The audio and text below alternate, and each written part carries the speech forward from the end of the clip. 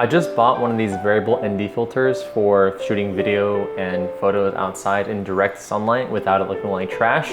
It's been working pretty good for that so far, except I have a bit of a small problem, and it's actually a small problem.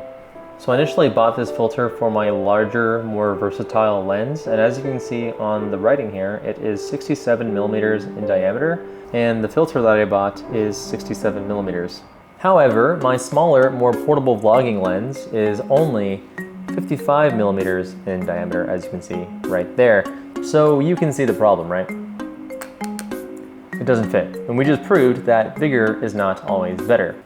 No, I'm just kidding. Bigger is always better because you can always just go on Amazon and buy these cheap metal step-up rings to use these larger filters with a smaller diameter. So that's why you bought a bigger one.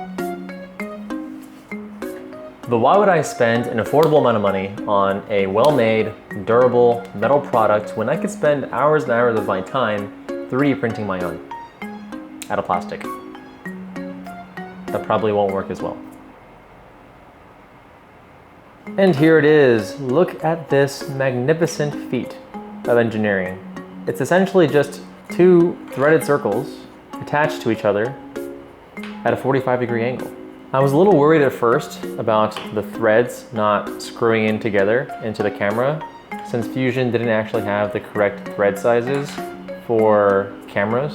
But I ended up finding a file on GitHub that actually had pretty good camera lens sizes and threading. So I just used that. I'll link where I found that in the description. And so I used that for the 55 millimeter thread right here, as well as the 67 millimeter thread on the inside right here. And when I first tested this out, it actually worked pretty well at threading into the camera lens, except it wasn't threading tight. It wore down really fast. As you can see, it doesn't even work anymore. And you can only just pull it out really easily. So I wasn't really impressed or satisfied with how secure it was. And I actually had a bigger problem where this filter wouldn't actually fit or screw in, oops, to the top side at all.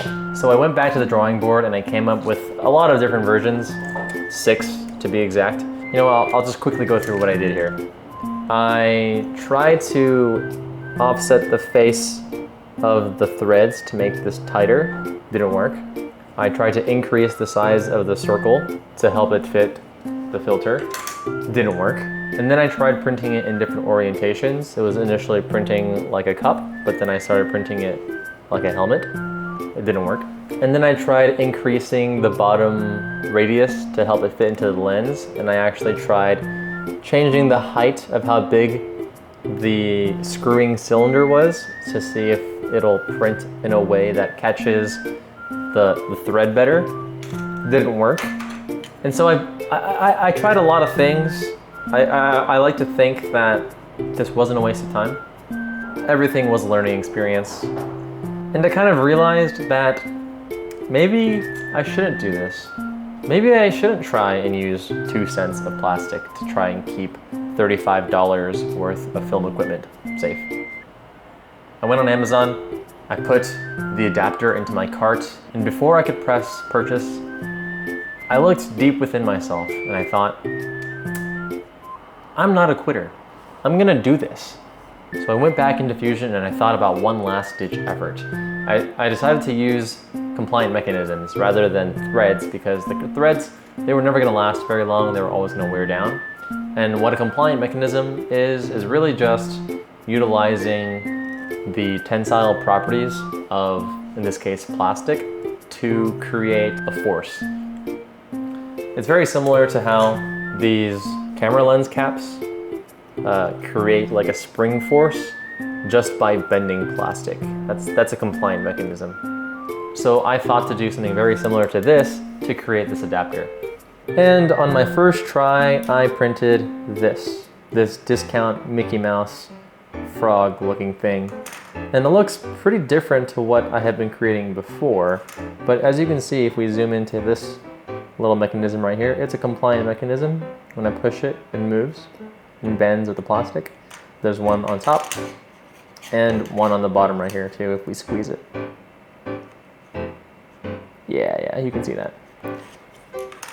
So now is the moment of truth. Will this work? Let's test it out.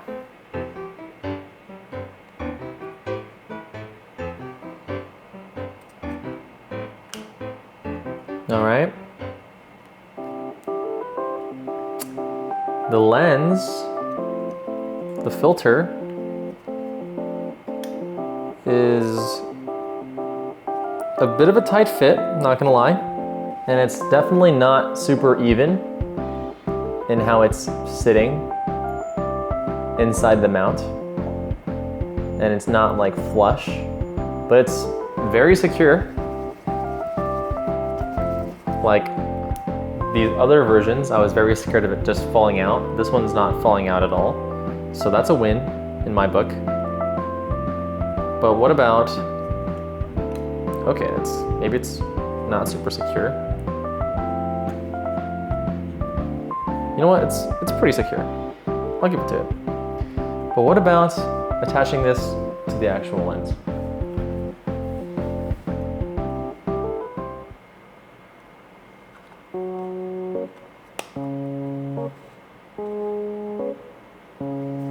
All right, would you look at that? It looks like a professional piece of adapter material. And it's cute too, look, it has like a frog face or like frog ears. I think this is gonna work. I'm gonna give it a shake test. Okay, can it hold its weight? This is not very safe or smart. It seems to work just fine. So as long as I'm the only one using the camera, and because I know how fragile it is, I think it should be fine. So I guess now the only thing left to do is to test it. All right, so this definitely narrows the field of view by a lot, but this is because I'm not on my active dynamic stabilization. Let me turn that on real fast. So I'm back. This is what it looks like with the dynamic active stabilization on. So the field of view is definitely narrowed. You can see the actual filter border itself, but I think for the purposes of working as a filter mount, it works pretty well. You can tell when it darkens, when I increase the filter's strength, and then you can start seeing a lot of weird visual artifacts. And then when I bring it back up, it works pretty well. So I'm gonna consider this a success. And for the next iteration, maybe I'll try and flatten it to get rid of this field of view problem.